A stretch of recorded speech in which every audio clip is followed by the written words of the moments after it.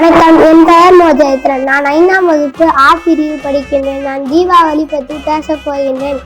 Deepavali India மட்டுமன்றி நமது அண்டை நாடுகளான சிங்கப்பூர், மலேசியா, இலங்கை, வங்காளதேசம் ஆகிய நாடுகளில் கொண்டாடப்படுகின்றது. தீபம் மற்றும் மாவெளி சமஸ்கிருத சொல்லிலிருந்து தீபாவளி என்ற சொல் உருவாகியது. அனைவருக்கும் இனிய வணக்கம். நான் இந்த தீபாவளி பண்டிகையை பற்றி சற்று பேசலாம் என்று வந்துள்ளேன். தீபாவளி பண்டிகை இந்தியாவின் மிகப்பெரிய பண்டிகையாகும். தீபம் என்றால் விளக்கு, ஆவலி என்றால் வரிசை. தீபங்களை வரிசையாக அழுத்தி நம் வீடுகளில் அழகு பார்க்கும் நாள் தீபாவளி திருநாள். தீபாவளி நம் வாழ்வில் உள்ள இருளை நீக்கி ஒளிபெறி செய்கிறது. யாதும் ஊரே யாவரும் கேள்வி என்ற பழமொழிக்கேற்ப நாம் அனைவரும் பல சாதி, மதம், மொழி ஆகியவற்றை கொண்டிருந்தாலும் ஒற்றுமையுடன் இந்த தீபாவளியை வரவேற்போம். அனைவருக்கும் இனிய தீபாவளி நல்வாழ்த்துக்கள். தீப ஒளி அன்பின் ஒளி